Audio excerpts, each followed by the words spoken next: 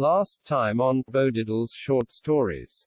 Bodiddles managed to find himself in the fields of two warring factions of peasantry, with one being sponsored by the Free Guard and the other being reinforced by the Iron Company.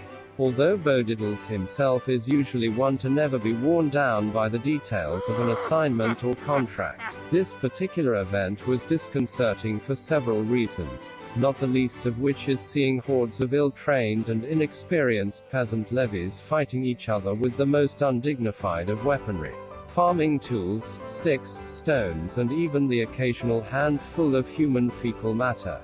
And although the battles were compounded by some clever serfs having the brilliant notion of picking up unused weapons left behind by other military forces and therefore easily dominating the battlefield, Bodiddles never gave up in the face of adversity and continued to press onwards towards conquering the armies and nobility that stood within his way.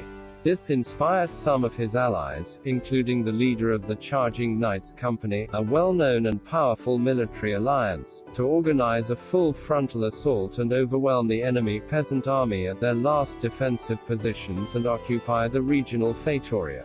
The strategy was profoundly simple and strong, but the enemy peasant army was not so willing to give in to defeat just yet. So Bodiddles planned on ransacking and raiding the nearby farming plantations and food supplies to demoralize and sap the enemy of their motivation to continue the battle. And yet, with a stubbornness to rival even Bodiddles' own, the Free Guard serfs held the ground for long enough to threaten the Iron Company with an even more devastating defeat, and so they had to retreat before killing the rest of the nobility there.